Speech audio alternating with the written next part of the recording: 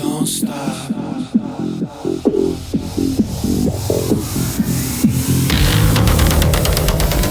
Hi, thanks for joining me in the Everything and Anything in a Big Gay podcast. I'm Zach Randles-Friedman, your host of the show. Before I get into today's guest, I just wanted to talk about these text messages that I feel like all of my friends have talked about getting. And the text message is from somebody random, probably a bot or somebody that's God knows where they could be. They could be living in Antarctica for all we know, just sending out these random text messages, probably trying to have a goal of stealing your money somehow or getting into your phone or whatever. And so I was getting a bunch of these text messages, one after the other, several a day. And at first I was like, no, you got the wrong, this isn't, who do you think you're talking to? Because they'd be like, hey, do you want to meet for dinner tonight? I'm like, who are you? Your name's not on my phone. Or, hey, can I bring, what kind of wine do you want for dinner tonight? Can I bring over? I'm like, I'm not cooking dinner. Like, who is this? And then, after a day or two, I'm like, okay, well, obviously I'm on some robo list or something. And I'm getting all these stupid text messages that they're trying to I always think they're trying to get a credit card number or break into my bank account and steal my money or whatever. So anyway, I would write back something really funny to them. Like I would get a woman, blonde hair, blue eyes, really showing her breast in the picture and stuff. And I'm like, and I'd write back like, oh my God, I'm so sorry that you're so desperate that you're trying to get a gay man to respond to you. Or I would write back something like, oh my God, you're not attractive at all. I'm so sorry. I would just send back jokes, and I would do screenshots and send them to my friends, and we would laugh because they'd be getting the same things, and they would do the same thing whenever they got the text message, write back a funny line to them. And then I had to stop writing back, because I'm like, the more I write back, the more they know that this number is a real number. And so then I started blocking each of the numbers that came through. But today, it's been a month or two since I've got one. And then today I get this text message on my phone. I just have to read it. I'm a 23-year-old recent university grad, currently doing part-time work with buddies to make some cash. I'm ready to travel on short notice if needed. No alcohol or aggression is allowed. Personal accessories are fine to use. If the situation permits, an overnight stay is possible. To view pictures, feel free to contact me on WhatsApp. And they give their phone number. I mean, who would do this? Who is going to send this person? I mean, I guess there are people, because there's people that want love. I just wrote back, you got the wrong number, dude. And I thought it was going to be in green, because I thought it was going to be usually when it's in, it's green, it's not an iPhone, but it went in blue. So I'm like, does this person have an iPhone, is sitting there sending these messages? Anyway, I think these things are just so hysterical to me that this person or this robot or whatever, this computer program is sending these messages out. And who really takes the bait? And sometimes my mom will call me. She's like, oh my God, this person just called me and said that my credit card account's been hacked or something. And they asked me for my social security number. I'm like, did you give it to them? No, I didn't. I'm like, okay, never give anybody your social security number. If they're saying your credit card is hacked or whatever, hang up on them and call the number on the back of your card. That's my PSA to my mother, constantly, because she's always getting these calls for people. They haven't got her yet, but I don't know. I can just feel one day she's going to be like, oh yeah, here's my social security number. It's 44496. And she'll just start rambling off her social security number. Hopefully not, because then that's a whole nother thing. So, all right, that's my ramble for today. Let me tell you about my guest. My guest today, I went on her podcast first. She is really, I loved being on her show. I felt really great after we ended her show. We did her show a month ago or so. And then I wanted to have her on my show. So she came on my show and we were talking, and we got deep. And I never get emotional really about things. I don't know the last time I really cried. I haven't cried in years, maybe. Have I cried in? Oh, no, I did cry because my mother-in-law died. So I cried in November. But before that, I have not cried in a very, very, very long time. I'm not a crier. sad movies don't make me cry. I don't know. I just don't cry. I'm kind of glad I don't cry. I don't like crying. But this woman today, her name is Jennifer Norman. We were talking. I can't even remember what we were talking about at this point, but I felt it coming. And I just I got emotional and tears, a couple of tears came out. And I'm just like, oh my God, this. And I've had other guests that almost got me there. 2 other people almost got me there, but I'm like, nope, not going to do it. But yeah, she got me. Her story is amazing. Everything she's doing is amazing.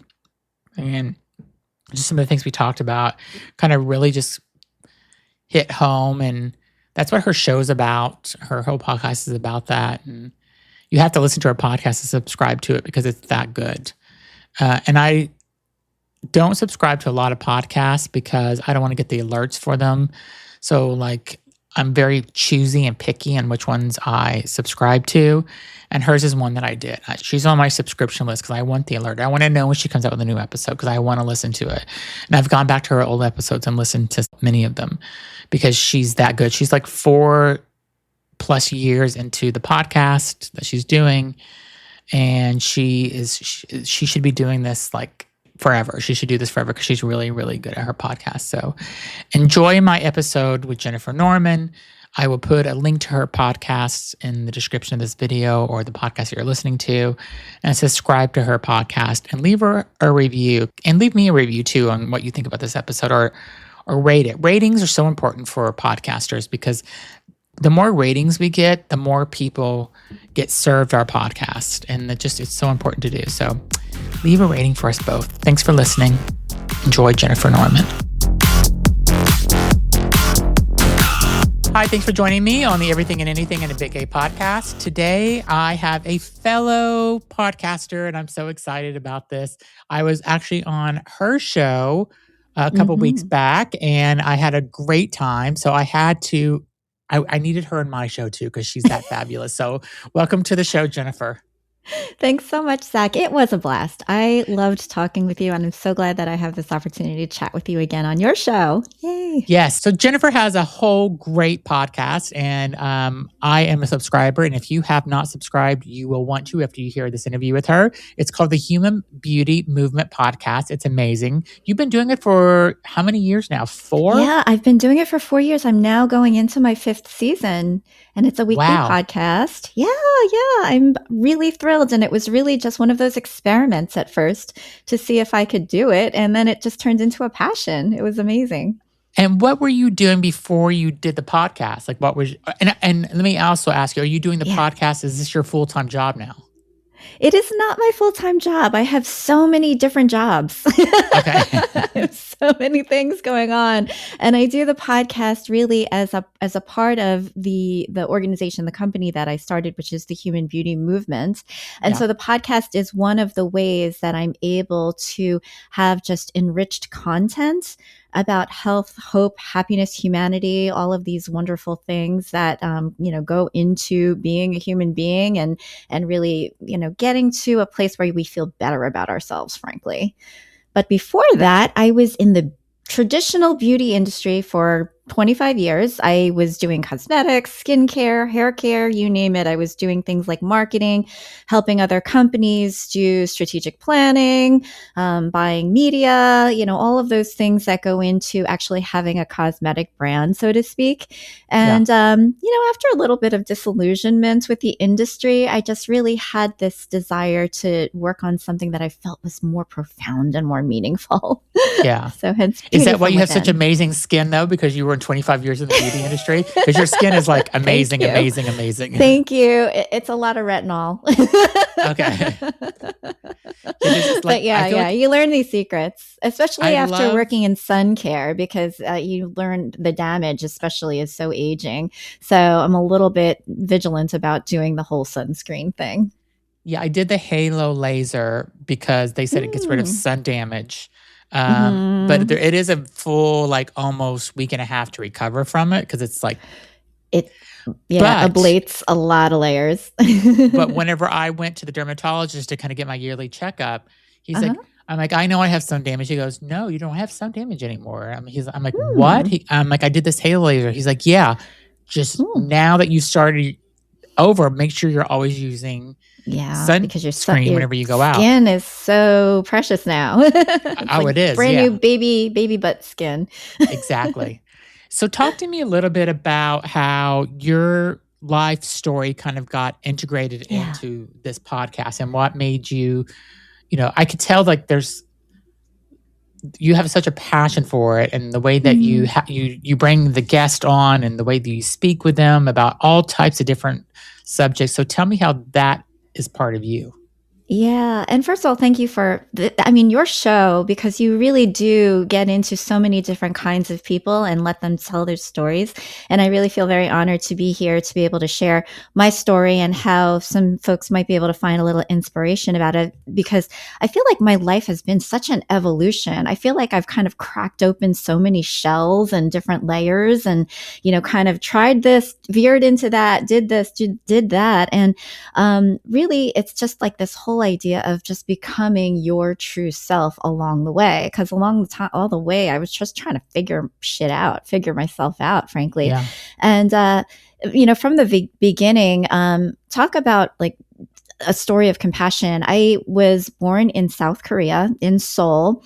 I was abandoned, left on a street, and some people found me, and apparently they tried to take me in, but I think they said I cried too much, and so they were like, "We can't, we can't handle this chick." So they brought me to an orphanage, and lo and behold, I was in this orphanage for maybe 6 months, and then I was adopted, and within another 6 months, I was at JFK and adopted by a white family. Lived on Long Island in New York with this white family, and it was pretty incredible because my mother was British, my dad was American. They had 3 of their own kids and decided that they wanted to adopt. They had heard about these stories about kids that were products of the war, like the Korean War, Vietnamese War, and all of the displaced children, and their hearts just went out for all of these kids. And they felt, so long as we have the means and the love, that we want to open up our home to these children. So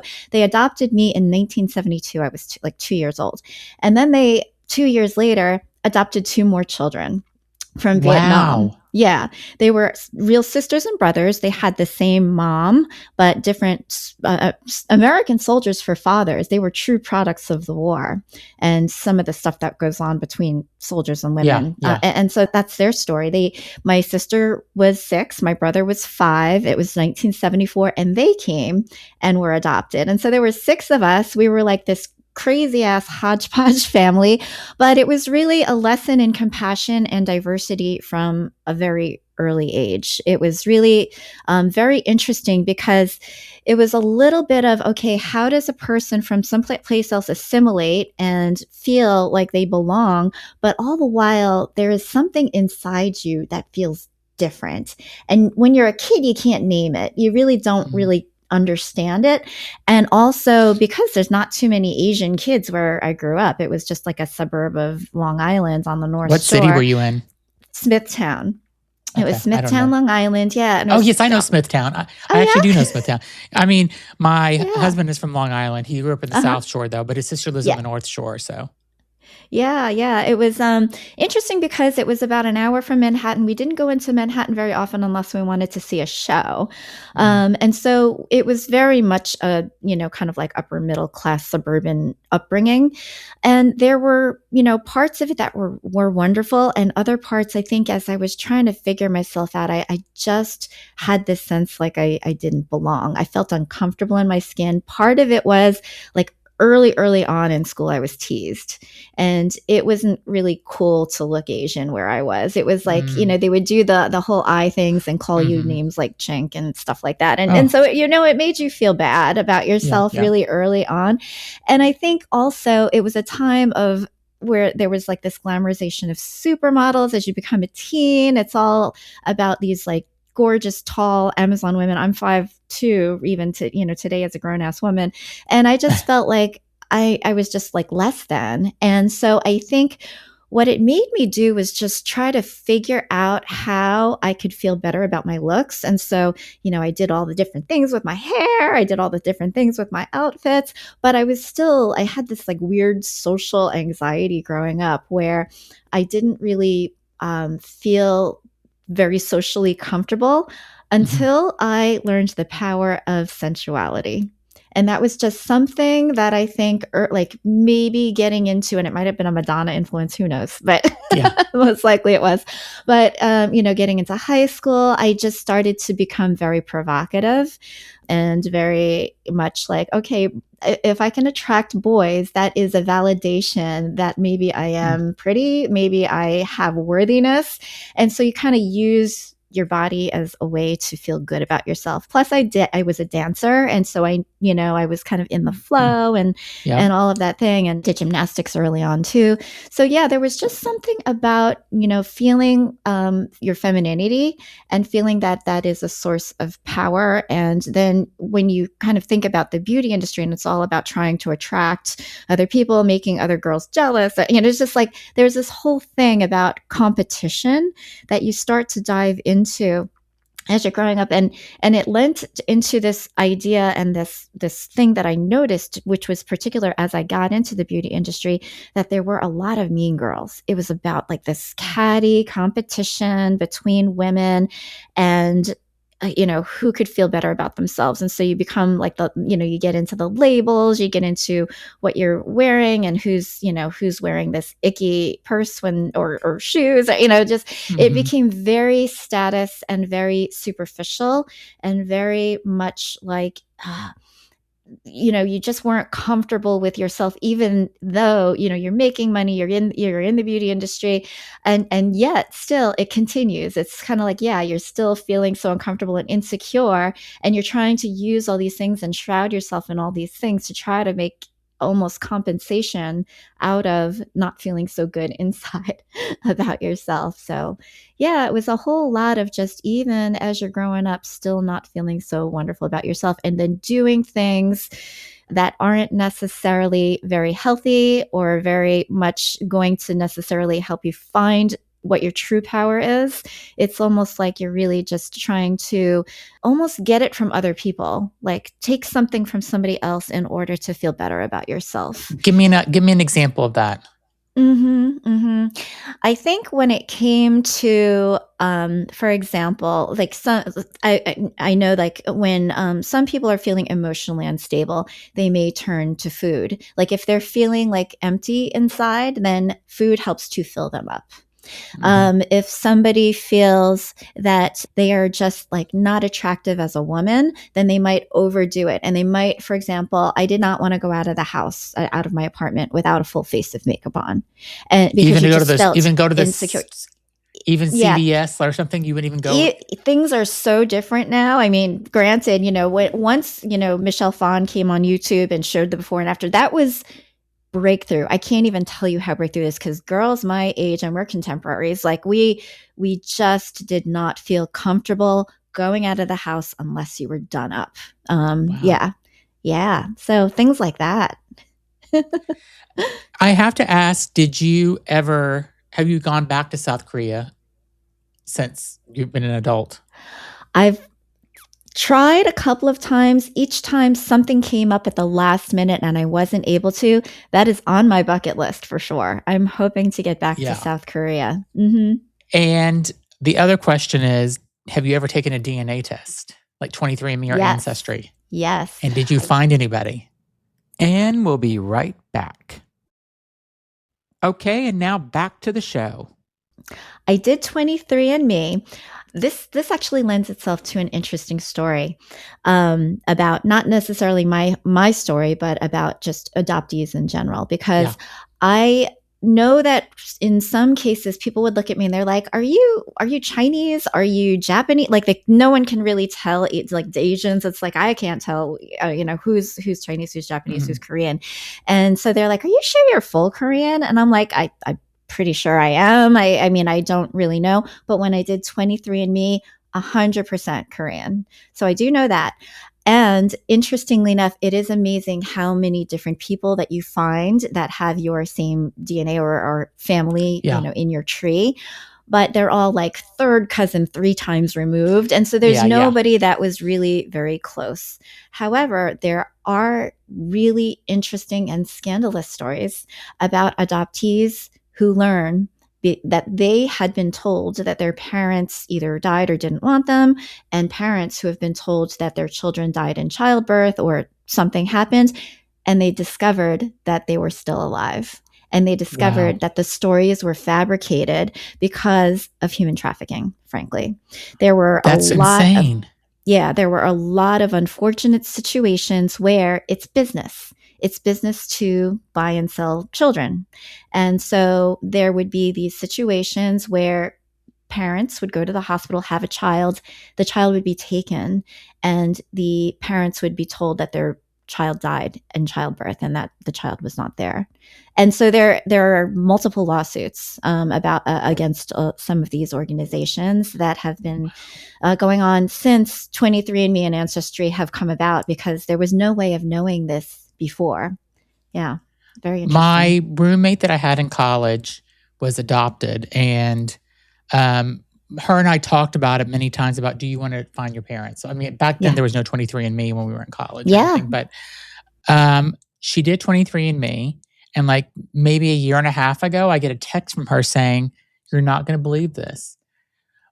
I have a cousin that lives in England that found me, reached out to me. She lives in Florida, and her grandmother is still alive and lives like a few hours from her.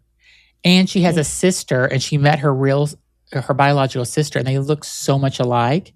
And her mother is still alive and lives in Vegas. And I think she was going to go see her this month. So I'm going to have her on my podcast to talk about that entire thing, because her mother has wanted to find her for years. And her grandma, she's like, I have a grandma, I have like a sister, I have like a whole family. And her her parents that adopted her are actually okay with her, going through all this. But it's such a unique story that she's able her mother's still alive. Yeah. And it's crazy. It is wild. It is wild when you realize that, like, this whole new story of yourself that you never knew before. With my family, my parents, I mean, it was almost a joke, because, people would be like, do they know that they're adopted? How could you not know when you look so different? So there was no hiding. There was no secrecy. That's another thing where the adoptive parents just don't want to let, if there's, a similarity in race, that they just think that it might be harmful or hurtful for the child to know that they were adopted. They might feel less than. And so that's part of certain stories. With mine and with my sister and brother, there was no hiding. There was no way to hide it, because we looked so different from our adoptive parents. But when my sister and brother were probably late teens, early 20s, my mom and dad sat them down and said, your mom reached out to us and wanted to see you, and it's totally up to you whether you want to or not. That never happened with me, no contact or anything like that. But in this case, they gave the children the choice. And my sister and brother conferred with each other. They talked about it, and they said, no, we don't want to. And that was their choice. And part of that, I know that when I was growing up, I always felt that even if I was contacted, I think that I wouldn't want to, because there's some sort of a feeling of disrespect, or a feeling like like you would be hurting your adoptive parents for all that they did for you. And so it would almost be like, well, let me find out about my real parents. It just always felt to me that it would have been something that would be just not nice. So I never had an interest in it. I always felt pretty grateful about being adopted, and that I had an amazing life. Yeah. I mean, your parents are amazing people for adopting 3 children. Yeah. I mean, they must have a heart of gold to do that. I mean, that's so, plus they already had children. It isn't like they were doing because they didn't. I mean, they're true angels. We need more people like that in this world. It's crazy. It's interesting because, when my sister did Ancestry.com more recently, this was just maybe a few years ago, she did it and she found her father. And she found out that she also had siblings. And the unfortunate story was that this father, she reached out to him and wanted to say, hey, can we get together? The father said no, and he wanted nothing to do with her. And the reason why is because when he went to Vietnam, when he was a soldier stationed there, he was already married with children.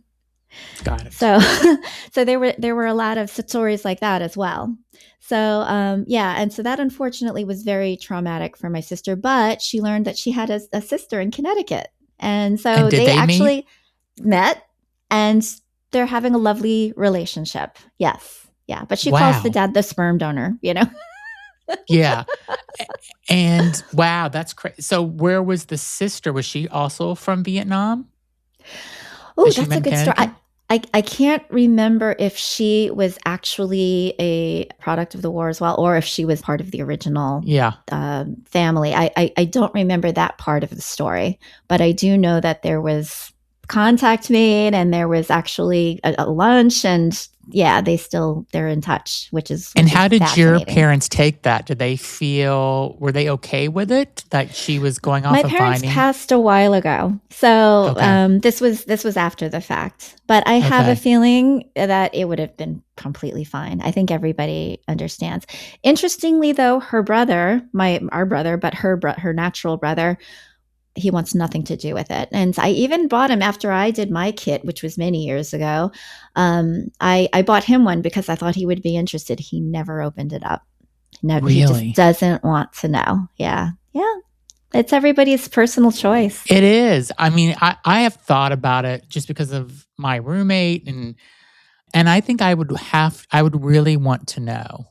And I kept asking my parents, I asked my mom, I'd ask her when I was growing up, like, am I adopted? Like, I don't feel like I'm part of this family. I think it was like, and she's like, you look just like your father. And I carried you, so I know you're part of this family. And I'm like, and even today I'll joke with her because I'm like, I'm so different than all of you. I'm like, I said, that's what I said. I think I was swapped at birth or something. She goes, no, you look just like your aunt and your father. And I'm like, but I don't know. There's something that's not here. And I always fantasized about having my joke is that I think probably Oprah is my mom, and she's looking for me, and she wants to give me half of her money because I'm her child, so she gave it for adoption. So I'm always hoping that Oprah's my mother. Oh my God, that's funny. If you were Oprah's love child, that would be something. And I tell my mom, I said, if Oprah comes and says that I'm her child and she tells me never to speak to you again, I'm out, Mom. Sorry, I'm going to tell you bye. I'm never talking to you again because Oprah's going to give me all the love I need. So. Oh, that's hilarious. Obviously, I'm joking. I would not do that to my mom. I mean, that's really an amazing story. I love these type of stories where your whole past has kind of shaped who you are today in such a positive way, because kids are so mean, right? I mean, I think kids are so bullies, and the things that you had to go through growing up, I think probably gave you such a thicker, tougher skin, to kind of deal with this. And then the beauty industry is a tough one because I was part of the beauty industry for a while as well. And it's a tough industry because you have to look amazing all the time and I mean, and then being adopted, I mean, your whole story is just quite fascinating. It's interesting because I think that early on, I think that there was this motivation, this internal motivation that definitely didn't come from my parents. It was definitely something in my Korean DNA nature that where I felt like I had something to prove. And so I really, I would excel. I became like a tiger girl where it's like, you're really just throwing yourself into into school, doing all the things, working your ass off and doing it because you've got this inner voice that says, if you don't work hard, if you don't, succeed, if you don't get the brass ring, then, you aren't as valuable. You aren't good enough. And so I think a lot of people have that. There's some sort of internal trauma that we all carry that causes us to be either busy or just striving. And it's a way to motivate yourself to have more, to get more, to try. But it doesn't necessarily mean that you're going to be more. That's a whole different ritual. That's a whole different story. And I think that that's what I kind of came to later in life. And the interesting thing is that it had an impact on a lot of the relationships, like especially like romantic relationships, because Mhm. I felt like I didn't like my parents, God bless them, having 6 kids. I often think about it because they stayed together for their entire lives until death did them part, frankly. But a lot of times we questioned whether that was the right choice because they argued all the time. Like there was bickering, there was toxicity, it was all that. And my oldest brother divorced, my oldest sister divorced, my other sister divorced twice, and me divorced twice. And so it's interesting to see how out of the 6 kids, a lot of the relationships just dissipated and fell apart. And God bless my one brother. He's still married. He had, to his first love, his high school love. My other brother swore off marriage, and he's just a swinging bachelor. And and everybody else has been divorced. It is funny how when parents, how we takes, because both my husband and his parents and my parents were not divorced ever. They were actually, that is not true. I have to tell you that I found out that. And we'll be right back. Okay, and now back to the show. I have to tell you that I found out that I found this out. I was in college, I think, when I found out that my father was married to somebody before my mother. It was a secret. He went into the army, married somebody, went to the army, came back early or something, and found her in bed with somebody. And so my father was divorced, but my parents were soulmates, like true soulmates. And so was my in-laws. They were true soulmates as well. So I think just that growing up in a household that both did not have divorce, they both had, I had a brother, he had a sister, and we just grew up in very similar kind of ways of being brought up, and hard work is important, and just, good lives that with loving parents and stuff. So and we always say that that's the reason why we're together still, is because, it's not always rainbows and unicorns with us. 27 years, Are you sure? Oh, okay. Yeah, it's definitely not. It's always rainbows. Sometimes there's a dark storm cloud over the rainbows. Okay. I have to say.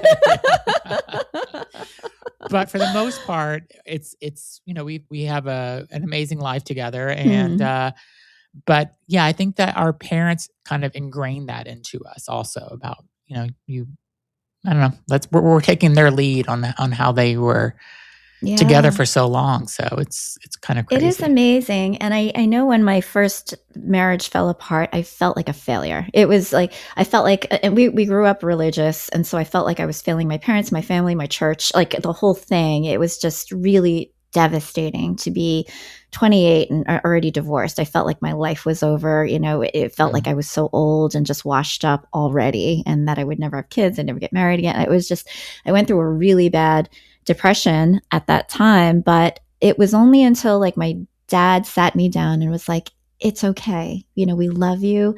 You have to be happy. We only care about your happiness. So it's all right. And it felt so healing. It felt like everything would be better after that. But I still was like, I just don't think that this marriage thing is for me. I don't think it's necessary to be married per se. And then, lo and behold, I moved from New York to LA. I meet somebody, we end up dating, and then I got pregnant with my son, and I'm like, I may as well get married again. So I ended up getting married. But interestingly enough, when my son was 2 years old, he started to show signs of illness. And your husband?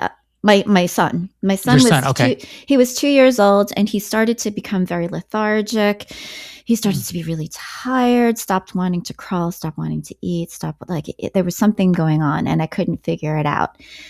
Lo and behold, long story short, we end up taking him to Children's Hospital LA, and he almost dies. He was rushed into the ICU, put on a ventilator, put on IV. He had to have what we call the PICC line to have all these medicines running through. Couldn't figure out what it was, but ultimately, after months and months of him being in this comatose state, it turned out that he had a very rare genetic disorder. And it's called a mitochondrial disorder, which for those people who know what mitochondria are, it's the powerhouse of every cell.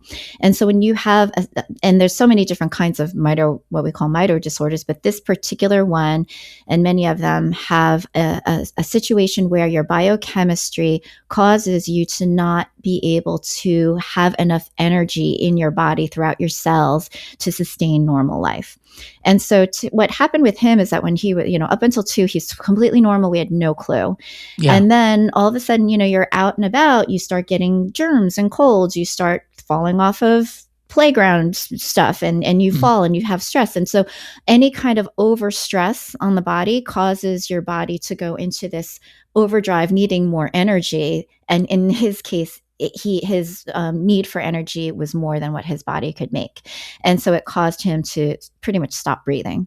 A lot of kids, when they're young and they're misdiagnosed with SID, sudden infant death syndrome, because they just die in their sleep, unfortunately. And it's only until after death and where you have the autopsy done that they say, oh, well, this is exactly, this is more of what happened rather than SID. So there was a lot of misdiagnosis, and it really caused me to say, you know what, I quit work. And my then husband did as well. It was like we just needed to focus on his well-being and getting him better. But the doctors were saying the prognosis was bleak. You have to make a decision whether or not we're going to pull him off of the ventilator. And we thought about it, and it was one of those things where we didn't know what the right thing to do is. And for every family that goes through something like this, it's like there is no right or wrong. There's just what you feel in your heart is the thing that you want to do. And we chose to hold out for hope. We chose life, and we said, so long as we can, he is able to remain breathing and have a heartbeat, then that's what we're going to do. And little by little, he started to wake up. He started to get better. And it was kind of miraculous. The doctors didn't expect it. And within another month, he was able to come home with us. And ever since that time, he has been, his situation has been so touch and go. It's been a whirlwind. Like, he's been in and out of hospitals all the time. But this week, he's going to be celebrating his 20th birthday. Wow. He's a survivor. Like, he is the most amazing thing. And he has changed my life in so many ways, because I really feel, number one, when he got sick, the first thing that I thought was, and what I discovered that it was a genetic disorder, and by the way, that it's maternally inherited. I've immediately felt so much guilt because I don't know my medical history. I don't know my family's because I'm adopted. I have no understanding. Whenever they say, does this run in the family? I can't answer the question. And so I felt like it was my fault. I felt like I didn't have answers. And it was just one of those things where I was driving myself crazy with either guilt or feeling like I needed to fix things, that I needed to find solutions for him, that it became almost a mission of mine, like this relentless mission to reach out to doctors, to find the research, to go on the internet, to talk to this person, to find anybody that I could to resolve this disease, which has no cure. And then after a while, I even turned to alternative medicine. I turned to plant medicine to try to see if that, because what unfortunately has happened was that he got better, but then he got worse again. And he probably since the age of 7 lived on a ventilator 24/7. He stopped being able to eat by mouth. So he's got a G tube that we feed him through his tummy. He stopped being able to move, and he stopped being able to talk. So he's essentially what we call locked in, where it's very hard for him to express himself. And so as his mom, I wanted to find out if there was a way that I could communicate with him through the astral field, through like some sort of quantum energy, through telepathy. I was like, there's got to be a way. So I reached out to all of these healers. I reached out to all of these shaman. I reached out to people that could, kind of surround him with gongs and sound stuff. And I love that. Like, I tried everything. And then ultimately I ended up, this was the year 20, I think it was like January 2020. I decided to do ayahuasca. And at that time, I remember I went in with the intention, I want to learn how to communicate with my son. I want to find solutions for my son's well-being. And when I went on this journey, it was so beautiful because I found myself in the stars, in the cosmos, just dancing with him and feeling like the surrounding by love and that we were just connected with energy. And then all of a sudden, this voice came down and said, your job is not to fix him. Your job is to love him. And that's all you need to do. And it was like such a cathartic release. It was like all of this trying and forcing and like driving myself nuts for solutions just dissipated. And I said, all I have to do is be there and hold his hand and just smile at him and love him. And really that is the best that I can do. And then the solutions will come. And I will tell you that he has been more stable over the past 6 years than he has ever been in his entire life. And I really think that there's just something magical about the people that he has drawn into our lives, the caretakers that we have, the other folks that he's been able to touch. I kind of call him my little Buddha because he just sits there in his chair and he's so peaceful. You hear the sound of his ventilator and of his constant machines going in and out. And he has this way of just being meditative. Like people just sit with him and they find something new about themselves. They're able to almost see a reflection of, gosh, I am so blessed. I'm touched with gratitude that I can take another breath, that I can move, that I have this ability to express and interact with other people. There's something where unless you're met with something that is so completely different, you value the health, you value the moments, every single breath that you can take on your own and with somebody else. And that has been so healing to me to say, you know what was I stressing about before? Why did I worry about all of these things that just didn't matter? The only things that matter are the present moment and being with the people that you love, and everything else takes care of itself. I truly believe that. And that's why I think I was really called to start the human beauty movement, is that, you know, having been in beauty and thinking like, you know, beauty has always been something that's been ascribed to the physical, and it's been ascribed to women, frankly. But this time with my son showcased to me that everybody is beautiful. Everybody has beauty, and it's so much deeper than what we see. It's really felt. It's something that you feel inside your soul. It's something that I want and I hope that every human being can be touched with, so that they can then appreciate everything that they have in this very moment.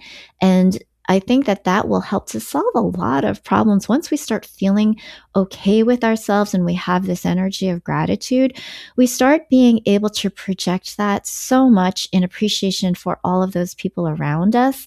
And it just makes the world a kinder and more loving place in general. So that's what the human beauty movement's about. And that's why I do the podcast, and why I love talking with other people about their stories, because there is so much beauty in these stories that we can share with each other. You are such a fucking amazing person. Like, so amazing. Like, in so many, I mean, I'm almost like, I'm in shock on how just the stuff that you've been through and how you've made this podcast. And God, I just want to like be your friend forever, just because like I love you that much. We are friends forever. Yeah. I mean, like, you're no just question. Like, you just, I don't know, like, I don't get emotional ever in my own podcast, and like you almost got me there. Like, thank you for sharing that story. That was so amazing. Okay, I'm gonna pull it together. I love you so much for feeling this, because this is exactly it. This is the emotion, because I mean, I recognize this in you. You have so much love that you're giving to other people, and joy and fun. And I mean, when you were on my podcast, I mean, we were laughing and we were talking about, you know, just, you know, the things that are real, those deep emotions. You were opening up about your own depression and about your partner's depression, and you know, what makes you light up. And the fact that you're kicking butt and I love that your podcast is doing so well and is so successful. And it really is just an honor for us to be able to have these opportunities, to have this forum, these platforms to share, but also to invite and to really just coexist so beautifully with each other. And that is, it's my hope is that, that we find that love, we find that strength in ourselves, because Lord knows I was a bitch before. I was like, I was not a nice person. And it was because I didn't know myself. I didn't understand and appreciate the things that could come out of us. But we kind of need those hardships. We need to go through the bad in order to be able to make that choice to say, okay, this terrible thing happened. Is it going to make me bitter, or is it going to make me better? I am going to choose to be better. It is a choice. It doesn't, it's not the victimization. It's not the look what happened to me. And you can make that choice to victimize yourself, or you can choose to be an empowered person that says, you know what, I'm going to make lemonade out of this stuff. I'm going to figure out how to make it better. And I'm going to surround myself with joy and love. And that is all that matters. All the people that you've interviewed have kind of, I've listened to several of your episodes. They've overcome something or they've survived something and stuff. So have you kind of pulled a lesson? I should ask you, not because I'm sure you've got lessons from a lot of people, but is there one lesson that you've learned that you can remember that was kind of fundamentally kind of changed the way you think about things as you interviewed people? I will say that there's definitely this phrase that I've learned that I think is helpful. And that is, let's tell our stories from our scars, not our wounds. And sometimes you can tell that people come on the show and they're still telling their stories from their wounds. Like they haven't, kind of cathartized and like really processed it. And they're still, living in that space of they just haven't gotten that breakthrough yet. And even the ones that are life coaches and healers, they'll and I've learned that they're doing that in order to try to find that way to heal themselves. There's almost like, if I practice this enough, and yet there are others that I believe have gone through it and they've come to terms with it and they've learned to be okay with it. They've learned all of these shadowy parts of their lives and all of the parts of themselves. And they've learned to love and be okay with that. And you can tell it's like, I don't know, it almost feels like this fresh air, this feeling of like, this is where I'm hoping that my show can get to. And I'm very precious, and I try to be very kind with those that come on the show, because you just don't know. Sometimes in the vetting process, you don't know what you'll get. You feel like, they'll be that. But once they start telling the story, you can tell, oh no, they're going into that place again. And I don't want to open up these wounds again. You're like re-traumatizing every time you're telling the story, because that can certainly happen. So I would say that there are so many beautiful stories about really, oh my gosh, terrible, terrible things. I mean, I've had like these people that have gone through being sexually molested by their grandparents, and just like, oh my God, like these really, really tough stories. And there is no comparing trauma, there really isn't. It's like, your story is so important. And, a lot of people will often, I remember when my son was really ill, my sisters and brothers didn't want to share what was going on in their lives because they felt like they were comparing. They're like, I don't want to talk about my son's cold, or my daughter's, cold, or that, she fell and had to go to the ER because your son, and I'm like, no, I want to know what's going on in your lives, because they thought, you've got so much going on. We don't want to bother you about it. But I feel like there's no comparing. There's a feeling like, let's do the work, so that we can get through that healing cycle.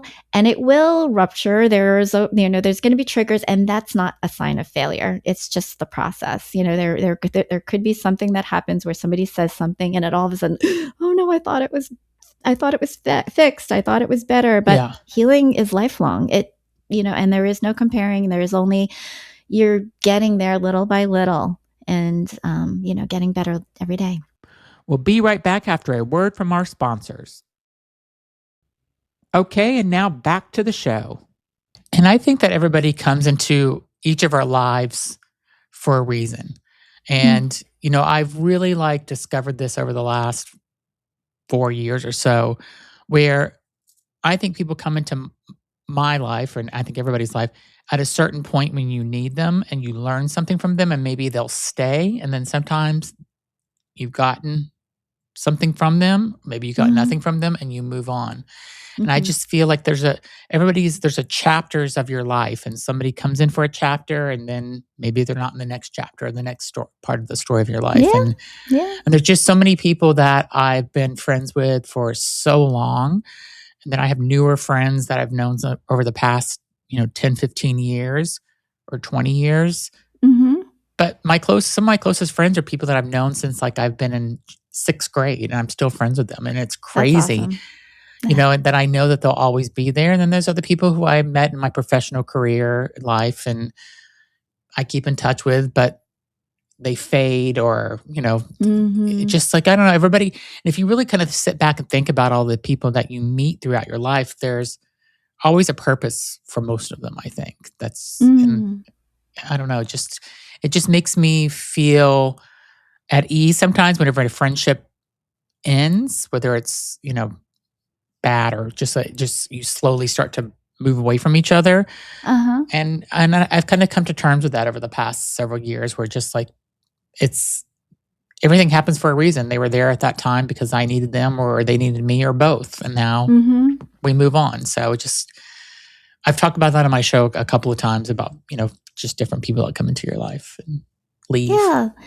I feel like that has been such an interesting learning too, because when I was young, I had a social phobia, so I didn't make close friends. I feel like I didn't really have close friends. And if they were friends, they might have been a bit more transactional, oh, let's go do this together, or, it really wasn't a deep-seated ride or die kind of thing. And I always longed for that. I feel like I have that now because I'm just more comfortable at myself and I'm able to give that.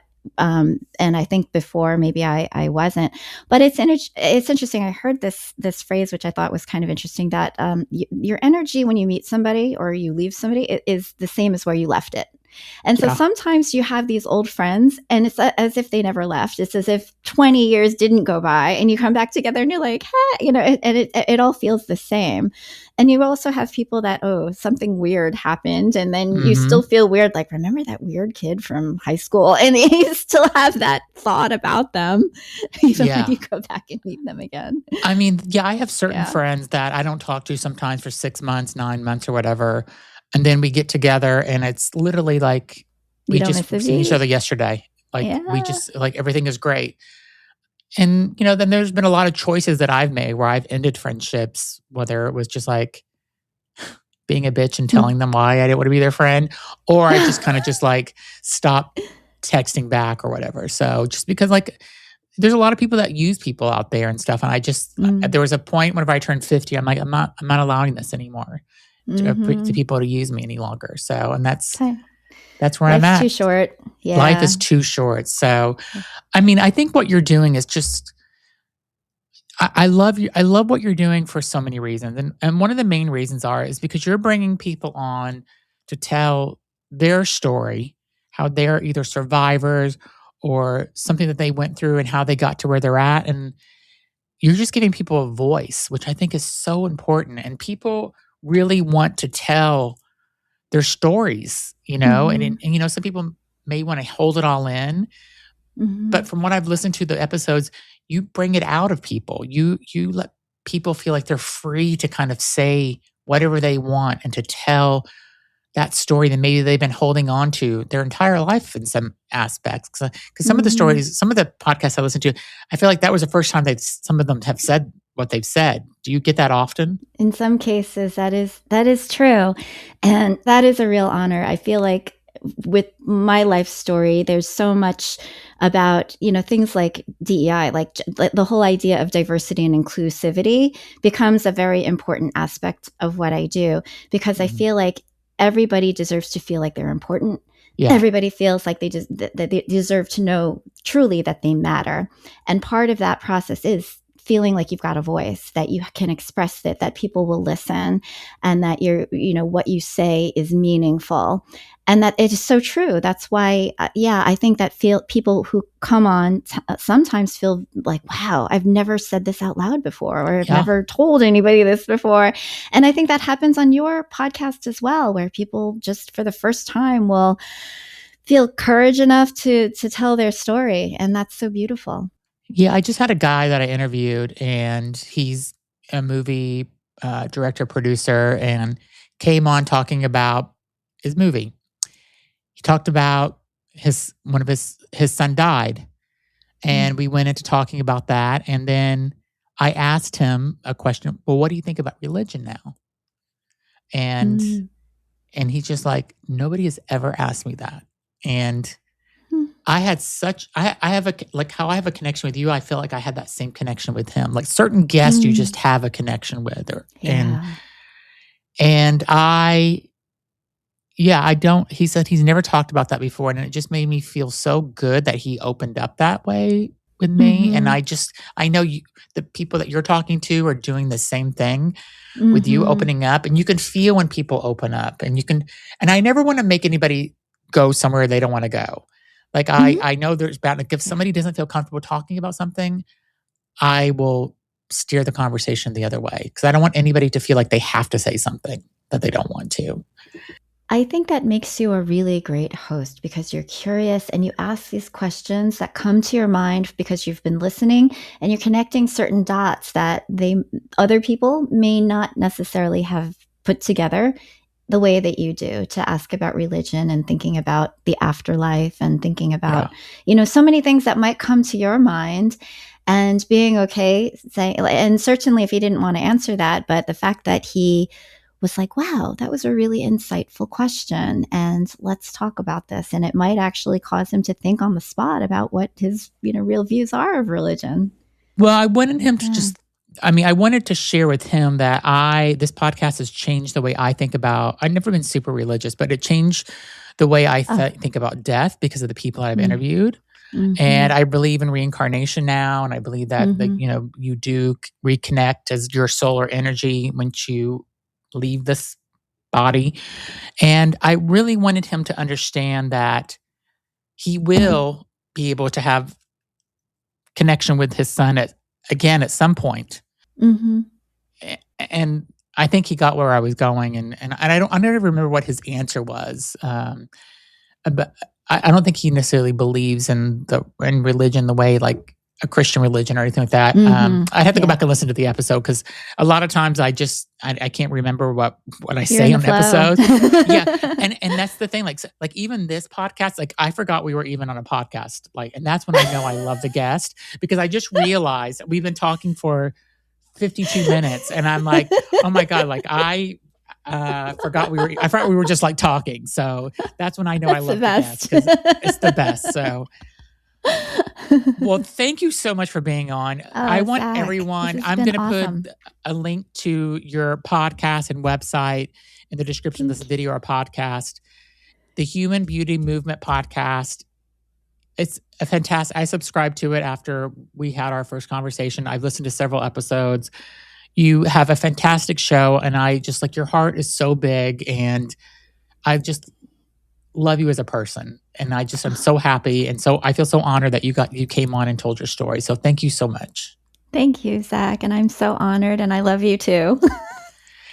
Anybody if you related to this at all, go and check out Jennifer's podcast. It's called the Human Beauty Movement Podcast. Again, I'll put a link into the description of this video or podcast, and you have to listen to it and leave a comment and tell us what you think about it. And also leave a review or a comment on her podcast and tell her what you think about what she's doing and what she's talking about, because reviews are so important for us to know and to get our podcast out there. So I want everybody to give both of our podcast reviews. So thank you so much again for being on. You were an amazing guest. I thought the episode was going to be good. I just didn't know you were going to be the first guest that actually made me get teary. So you did it. It's almost happened a few times, but you made it happen. So all right. Okay. Thanks everybody for listening. I'll be back tomorrow with another amazing guest. So thanks for listening. Thanks, Jennifer. Thank you.